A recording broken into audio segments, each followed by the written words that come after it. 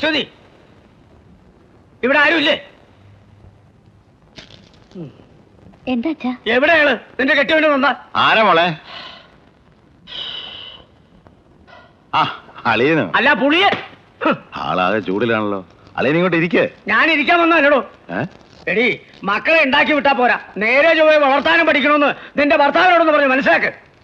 അളിയൻ ആദ്യം സമാധാനമായിട്ടൊന്ന് ഇരിക്കേ. ഞാൻ ഇരിക്കാൻ വന്നല്ലോ, എന്റെ മോളെ കൂട്ടിക്കൊണ്ടുപോകാൻ വന്നാ.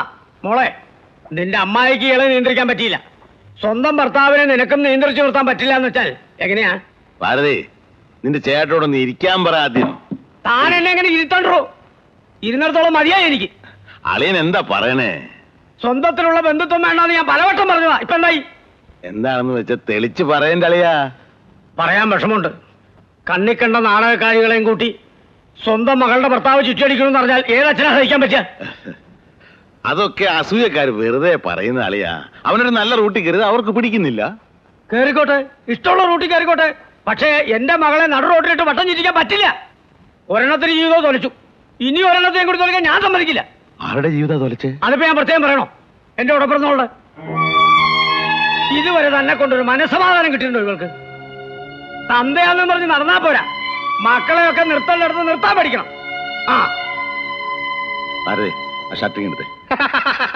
പ്രതീക്ഷിക്കാത്തത് പലതും സംഭവിക്കുന്നു, അതാണല്ലോ ജീവിതം. കറക്റ്റ്. പ്രതീക്ഷിക്കാത്തത് പലതും സംഭവിക്കുന്നു. അസ്ഥിയിൽ അള്ളിപ്പിടിക്കുന്ന മഞ്ഞിന്റെ താഴ്വരകളിൽ ശത്രുവിന് നേരെ നിറനോക്ക് ചൂണ്ടി നിൽക്കുമ്പോഴും ഏത് നിമിഷവും വിരിമാറിലേക്ക് തുളഞ്ഞു കയറിയേക്കാവുന്ന വെടിയുണ്ട കാത്തു കിടക്കുമ്പോഴും എന്റെ മനസ്സിലൊരു സ്വപ്നമുണ്ടായിരുന്നു. എന്റെ പെങ്ങൾ, സ്നേഹനിധിയായ അവളുടെ ഭർത്താവ്. പക്ഷേ ഡെറാഡൂണിൽ നിന്നും ഞാൻ ഇവിടെ എത്തിയപ്പോൾ കണ്ടത് ഒരു പളുങ്കുപാത്രം പോലെ തകർന്നു കിടക്കുന്ന അവളുടെ ജീവിതമാണ്. രാജകുമാരിയെ പോലെ അവളെ വാഴിക്കുമെന്ന് കരുതിയ നിങ്ങൾ ഏതോ ചട്ടക്കാരിയുടെ ചട്ടക്കൂട്ടിൽ വട്ടമിട്ട് പറക്കുന്ന ഈയാമ്പാറ്റിയായി മാറിയിരിക്കുന്ന വാർത്തയാണ്. ഭാർഗവൻ, വാക്കുകൾ സൂക്ഷിച്ചു പ്രയോഗിക്കണം. സ്വന്തം ബന്ധങ്ങളുടെ പേരിൽ ജീവിതകാലം മുഴുവൻ ഒരു പട്ടിക്കാട്ട് പെണ്ണിനെ ഭാര്യയായി ചുവന്ന് എന്റെ ജീവിതം സ്പോയിലാക്കാൻ ഞാൻ തയ്യാറല്ല. തയ്യാറല്ലെങ്കിൽ പിന്നെ എന്തിനാടാ പട്ടി കഴിവണം മോനെ നീ അവർക്കൊരു കൊച്ചിനെ കൊടുത്തത്? കണ്ണിക്കണ്ട അലവലാദികൾക്ക് വേണ്ടി കെട്ടിക്കൊണ്ടുവന്ന പെണ്ണിനെ വീട്ടിലിട്ട് കണ്ണീര് കുടിപ്പിച്ചാണല്ലോ കൊന്നുകളെ ഞാൻ. പറഞ്ഞ മനസ്സിലായി? അരമണിക്കൂർ ഞാൻ വീട്ടിൽ വന്നോണം, അല്ലെങ്കിൽ നീ വിവരം അറിയും. അവന്റെ ഒരു നാടകവും സിനിമയും. റാസ്കൽ.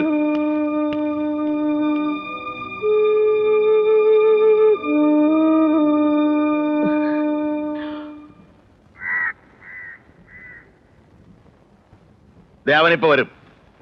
അച്ഛനെന്നുള്ള നിലയിൽ ചെയ്യാവുന്നതെല്ലാം ഞാൻ ചെയ്തിട്ടുണ്ട്. വന്നു കഴിഞ്ഞാ അളിയന് ഇഷ്ടമുള്ളിടത്തേക്ക് അവനെ കൊണ്ടുപോയിക്കോ. ഇനി ഇവിടെ നിന്ന് ചീത്തയായി എന്നുള്ള പേര് ദോഷം വേണ്ട. താമല്ല അതിക്രമം കാണിച്ചോ? അതൊന്നും ആരും അറിയണ്ട. അവൻ വരുന്ന ഉറപ്പാണോ? മാധവൻ നായർക്ക് ഒരു നാക്കേ ഉള്ളൂ, ഒരു വാക്കും. മാധവൻ ഇരിക്കാറായിട്ടില്ല അളിയാ. ഇനി ഒരു കാര്യം കൂടെ പരിഹരിക്കാനുണ്ട്. അളിയന് എന്നോട് വിഷമമൊന്നും തോന്നരുത്. തിരിച്ചു പോകുമ്പോഴേ പെങ്ങളെ കൂടെ കൊണ്ടുപോയിക്കോ. എന്തായി പറയണേ? മലയാളം എന്റെ കൂടെ പൊറുക്കാൻ തുടങ്ങിയതിന് ശേഷം പെങ്ങൾക്ക് മനസ്സമാധാനം ഉണ്ടായിട്ടില്ലെന്ന് പറഞ്ഞില്ലേ, ആ പരാതി ഇന്നങ്ങ് തീർക്കാൻ പോവാ. ഇരിക്കാറായിട്ടില്ലെന്നേ. മനസ്സമാധാനം ഇല്ലാത്ത ജീവിതം മുമ്പോട്ട് തുടരരുത്. ഇയാള് സമ്മതിച്ച വിവാഹമോചനത്തിന് വരെ ഞാൻ ഒരുക്കുക. അളിയൻ ചൂടാവണ്ട, അവിടെ പറയട്ടെ. എന്ത് പറയുന്നു? സമ്മതം.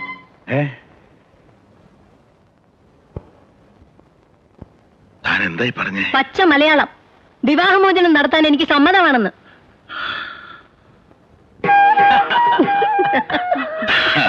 ശരി, ഇത്രയും വലിയൊരു തുറുപ്പൂല നിന്റെ ഉണ്ടെന്ന് ഞാൻ അറിഞ്ഞില്ല.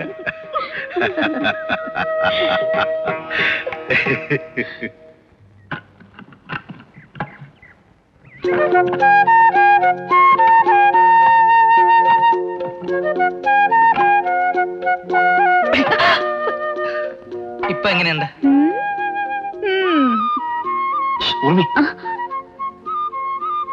ഫോട്ടോ കണ്ടേ?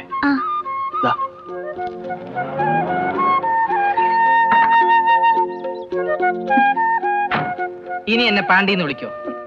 വിളിക്കുമെന്നോ വിളിക്കൂലെന്നോ? വിളിക്കൂല. അച്ഛാ, ചേട്ടൻ വന്നു. മാനാട് വാക്കിന് വിലയുണ്ടോ? അയ്യ, നീ എന്തിനാ പേടിക്കുന്നത്? നിന്നെ ഞാനല്ലേ വിളിക്കുന്നത്. ഇങ്ങോട്ടിറങ്ങ്. ഇവിടെ ആരും ഒരു ചുക്കും ചെയ്യത്തില്ല.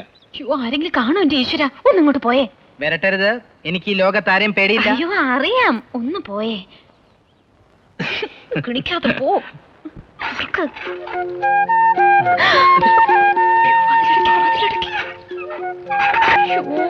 അവർക്ക് ചെടി നനയ്ക്കാൻ കണ്ട ഒരു നേരം.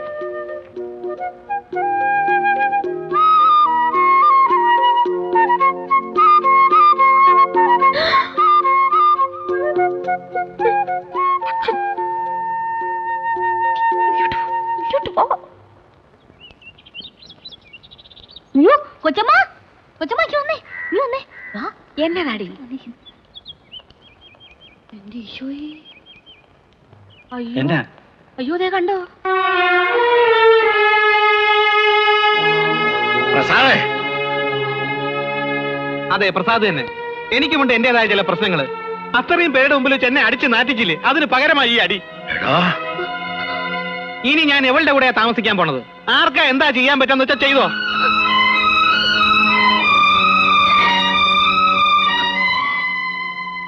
മോനെ, അമ്മ കരയണ്ട. അച്ഛന് മാത്രമല്ല വാശി, എനിക്കുണ്ട്. പടി. എന്താ മതിയായോ എനിക്ക്? അളിയനകത്തേക്കോ? എന്റെ പട്ടി അറിയില്ല തന്റെ പഠിക്കാത്ത മോളെ. എടുക്കാനുള്ളത് വെച്ചത് എടുത്തോ. മതി ഇവിടുത്തെ പൊറുതി. നിനക്കും കുഞ്ഞിനും ഒരു നേരത്തെ കഞ്ഞി തരാൻ ഈ അച്ഛന് ആരും ഔദാര്യം വേണ്ട. ഞാൻ വരില്ല. പട്ടിണിയായാലും പാടായാലും എന്റെ വീടിത്. ഇവിടം വിട്ട് ഞാൻ എങ്ങോട്ടും വരില്ല. മോളെ, കേട്ടില്ലേ? എന്റെ മകളെ ഞാൻ അങ്ങനെ വളർത്തിയിട്ടുള്ളത്. ഇയാളുടെ മകന് കൊടുക്കാൻ എനിക്ക് ഇഷ്ടമുണ്ടായിട്ടില്ല. ഇവളെ വന്ന് കാല് പിടിച്ചതുകൊണ്ടാ. ഇതിലും നല്ലതേ വല്ല കടലിലും കെട്ടി താക്കുമായിരുന്നു. കൊച്ചമ്മേ, ഇത് ഞങ്ങളുടെ കുടുംബകാര്യാ, ഞങ്ങൾ തീർത്തോളാം. അങ്ങനെ തീർത്താ പോരല്ലോ. ഇത് എന്റെ വീടാ. എനിക്കും ചില ഉത്തരവാദിത്തങ്ങളൊക്കെ ഉണ്ട്. നാലുപേരെക്കാരെ അടച്ചു വിളിച്ച് കൊട്ടും കുറവിയായിട്ട് ആഘോഷമായിട്ട് നടത്തിയ കല്യാണമാ. 15 പവന്റെ ആഭരണങ്ങള്, 14 കൂട്ടം കറികള്, പപ്പടം, പഴം, പായസം, അടപ്രഥമൻ. അല്ലാതെ ബന്ധത്തിലാന്ന് വെച്ച് പറഞ്ഞ ഉന്തിത്തള്ളി വിട്ടൊന്നുമില്ല. കേട്ടാ, എന്തിനാ ഇതൊക്കെ നാട്ടുകാരെ അറിയിക്കാൻ? അറിയട്ടെടി, എല്ലാരും അറിയട്ടെ. അളിയാ, താൻ എന്നെ അളിയാന്നൊന്നും വിളിക്കണ്ട. നമ്മൾ തമ്മിൽ ഇനി അങ്ങനെ ഒരു ബന്ധമില്ല. എല്ലാം എവിടെ വെച്ച് മുറിച്ചിട്ട് ഞാൻ. ആഹാ, ആ, അങ്ങനെയാണെങ്കിൽ എനിക്ക് ചിലത് സംസാരിക്കാനുണ്ട്. താൻ എന്താ പറഞ്ഞേ?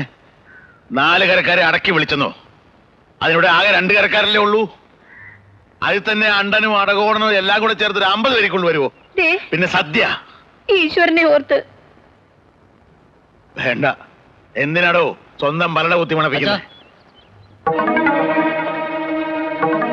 ഞാൻ എന്റെ വാക്ക് പാലിച്ചിട്ടുണ്ട്. അച്ഛൻ പറഞ്ഞ പോലെ ഞാൻ അവളെ വിളിച്ചിറക്കൊണ്ട് വന്നിട്ടുണ്ട്. എന്റെ പുണ്യാളച്ചാ, ഇത് കേട്ടോ? മോനെ ചട്ടം കെട്ടി ഏതോ വലിയ വീട്ടിലെ പെണ്ണിനെ തട്ടിക്കൊണ്ട് വന്നിരിക്കുക. ഭൂമിയിൽ ഏതെങ്കിലും തന്തമാര് ചെയ്യുന്ന പണിയാണോ ഇത്? നാണം കെട്ടവന്റെ ആസനത്തിൽ ആര് മുളച്ച? അത് വെറുതാണല്ല. ഈ നാണം കെട്ടവന്റെ കുടുംബത്തിലേക്ക് എന്റെ മകളെ കുരുതി കൊടുക്കേണ്ടി വന്നല്ലോ ഭഗവാനെ. താൻ ഇനി ഒരു അക്ഷരം മിണ്ടരുത്. എന്റെ മക്കളുടെ പ്രശ്നമാണ്. തനിക്കില്ല എന്താ കാര്യം? ഇറങ്ങിപ്പോ. എടി, ആ സഞ്ചി എടുത്തോളൂ. ആരെ പൊന്നും കൊടുത്ത് സഞ്ചി.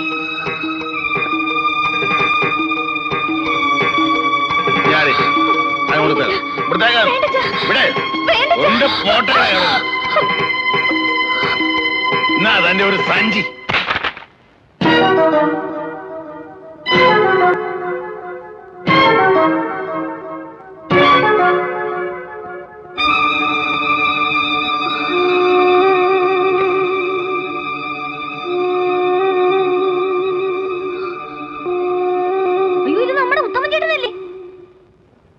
അപ്പോഴേ താനിത് എന്തിനുള്ള പുറപ്പാടാ? മക്കളെല്ലാരും ശീലാവതികളാണെന്നും പറഞ്ഞ് കിടന്നു കുറെ തുള്ളിയല്ലോ. എന്താ ഇത്? എന്താ നാളിറങ്ങിപ്പോയോ?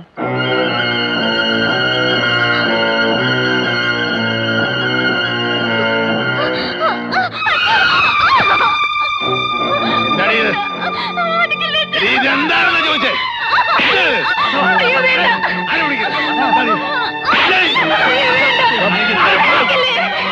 നിന്നോടാ ചോദിച്ചേ? എന്താ ഇന്ന് കൊന്ന് കുഴിച്ചു പൊടിച്ചു.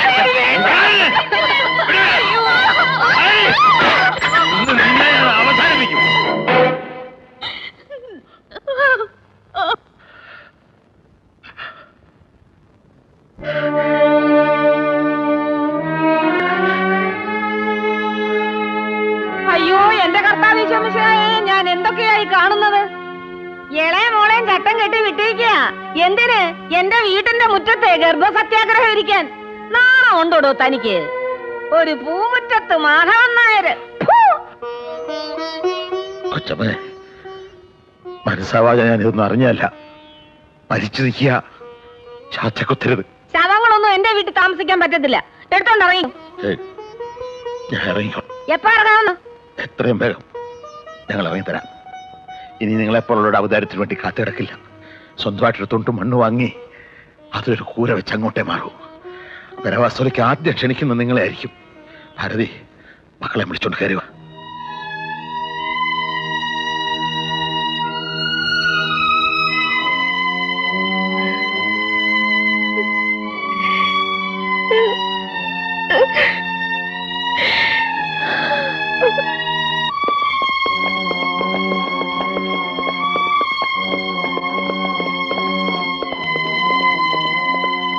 മാധവനായുടെ വീട്ടിലേക്കല്ലേ? മാധവൻ നായരെ,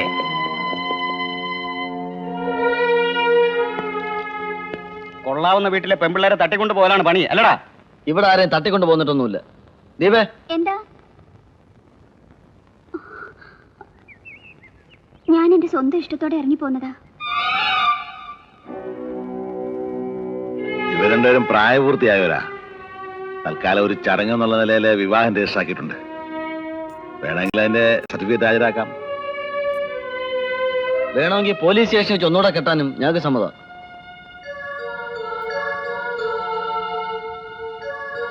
സോറി സാർ, ഈ അവസ്ഥയിൽ വേണ്ട, നിങ്ങൾ പൊയ്ക്കോ.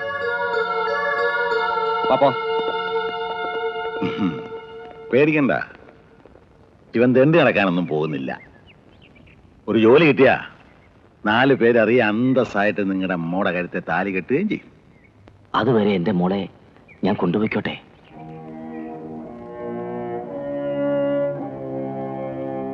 ആ, അതിന് വിരോധമില്ല.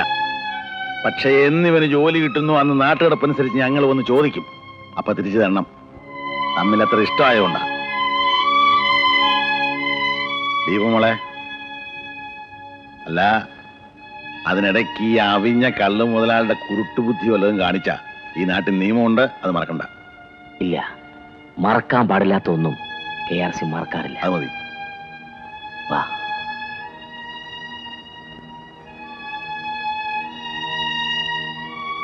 ഉം.